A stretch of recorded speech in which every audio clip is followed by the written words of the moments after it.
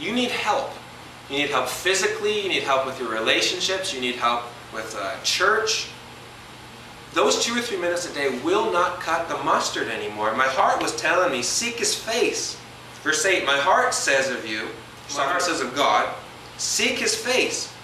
And then He replies, your face, Lord, I will seek. Verse 9, do not hide your face from me. You can't pray that in a second. Don't hide your face from me. Well, I didn't mean it that much. No, you mean it because you're there, interceding and praying. Do not turn your servant away in anger. You have been my helper. Obviously, this guy's going through a tough time. He thinks maybe God's left him, God's mad at him. He's like, God, you helped me in the past. You got to help me again. Do not reject me or forsake me, God, my Father. Though my mother and father forsake me, the Lord will receive me. He kind of remembers the Lord's been faithful in the past. He's going to be faithful in this situation. Even if his mother and father forsake him. Maybe his mother and father were about to forsake him. Maybe they're on the wrong end of a political discussion or a theological discussion or something. But you notice he doesn't say, Lord, restore my relationship with my mother and father. There's conflict there. That's an important thing to pray about. We're going to get to that. But he says, my heart, is it fearful? My heart is scared. There's anxiety here. Help that. I need to see your face if I have any hope in this world. He doesn't just pray for his circumstances, but he prays that God would turn his face to him and says, Lord, I'm not leaving until I see your face. You helped me in the past. I'm your child. You're under obligation to take care of your children, and I'm not leaving until you do. I read those little verses there, and I don't get the picture of the previous version of me giving thanks, asking for help spontaneously here and there, thinking about God on my bed, sending up thoughts. I picture a guy, and I don't think I'm far off with this, on his knees. I can't pray on my knees because my knees aren't so good. But on your knees is a great posture to use in developing a prayer habit so you don't hop around like busy rabbits. I see this guy, or maybe on his chair, this, on the edge of his bed, or on his knees, praying out loud, saying, don't desert me. I don't even care if my parents desert me, but if you desert me, I have nothing. Don't leave me. I need your help now. It's not a quick, spontaneous prayer. This guy's in it. And he wrote this one interesting book called the Screwtape Letters.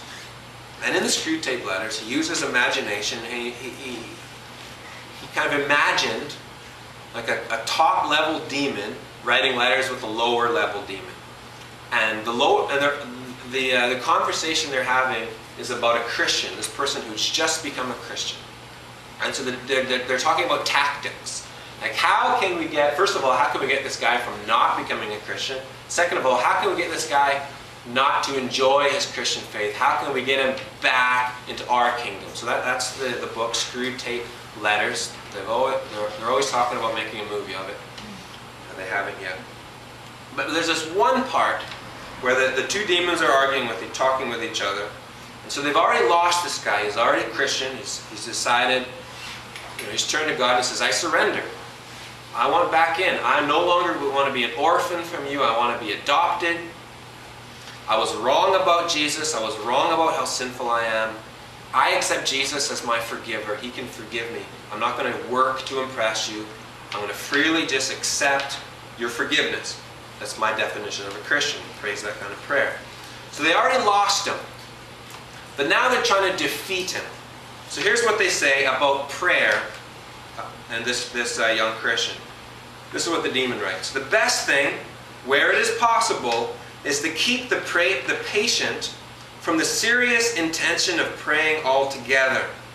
When the patient is an adult, recently reconverted to the enemy's camp, that means he just became a Christian. This is best done by keeping him from praying, by encouraging him to remember or to think he remembers the parrot-like nature of his prayers in childhood. And some of you are going to resist like this too. You're going to say out loud on my knees 30 minutes using the Psalms to give me the words to say. I'm not a parrot. I'm not a little kid. Now I lay me down to sleep, pray the Lord my soul to keep, saying memorized stuff. I resist that. And the demons are saying, let's encourage this guy to resist praying this private place, praying out loud kind of praying. In reaction against that, he may be persuaded to aim at something entirely spontaneous, inward, informal, and unregularized. So they're saying, let's get this guy to resist. So like some of you are maybe resisting my kind of persuasion to pray 30 minutes, out loud, private place, eventually using the Psalms. Some of you are resisting that because you're too busy, it sounds too formalized, or it's like sounds too legalized like when I was a child. They're saying, get this guy to resist it too. Get this guy to wait until he's in a devotional mood to pray. Wait until he feels like praying before he prays. At the very least, these Christians can be persuaded that bodily position, on your knees, in a chair, praying out loud, makes no difference to their prayers, for they constantly forget what you must also remember, that they are animals, that whatever their bodies do affects their soul. What C.S. Lewis is saying is, like I've been saying like 5 or 6 times already, walking around saying thanks, walking around asking for help, crucial. If you haven't started doing that, you got to start doing that if you want to experience grace and strength in your life. He's saying that's all you do. If you wait till you're in the mood, if you wait for spontaneity, if you wait for the thoughts to pop in your head, you're going to miss out on something. There's something about posture, there's something about out loud, there's something about closing the door, there's something about regularity, there's something about using other people's words that are going to help you experience the grace and love of God, that spontaneity and thoughts and feelings will keep you from. Without a prayer habit, you're going to hop around like busy rabbits. So here's what I'd like you to start this week. I'll give it a try. Don't worry about the 30 minutes this week. Here's what I want you to try. I want you to try finding a private place, closing the door, whether that's figuratively or really closing the door, and then get in a position where you can focus and concentrate on your knees or on the edge of the bed or on a chair. I had to do this standing up when I first started because I would fall asleep in any position. Like I was standing up, so whatever works for you. Get into that private place, close the door, and you may not know what to say, but here's what I'd like you to start off by saying. Whatever pops into your head, probably some fears from the day, some anxieties from the day, some relationships that went sour, that kind of is like, I don't want to pray right now. I just want to worry. I just want to be anxious about things. Those are the things I want you to talk about. Get in that position and say, God, I'm really worried about this. I'm really concerned about this. And just go until you've run out of things to say. And just close by saying, Lord, help this be a means of grace for me. Help this be a straw, a conduit of grace. I really think this is important. Kind of end by saying, Lord, you got to help me. This is not going to come easy the first time. I've talked about everything with you that I'm scared about, that I fear, that I'm anxious about. I've run out of things to say. You just need to know, I think you're great, and I'm dependent on you. Gotta go. Does that make sense? Close the door. Get in a position. Whatever pops into your head, all your fears and anxieties, start there. Just kind of turning them over to God, like the psalmist did.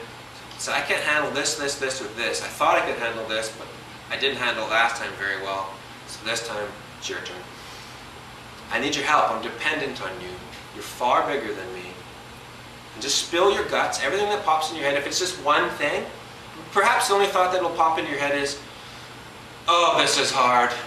I don't want to do this. And that'll be the one thing you pray about that day. Say, Lord, this is way too hard.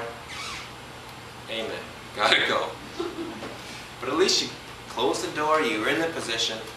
And next week I'll give you a couple more things to talk about. And let's take us baby steps. You all in for baby steps? Baby steps, we'll do it. Just end by reading what this guy says one more time. This is the verse that'll be our theme verse over the next few weeks. My heart says of you, seek his face. Your face, Lord, I will seek.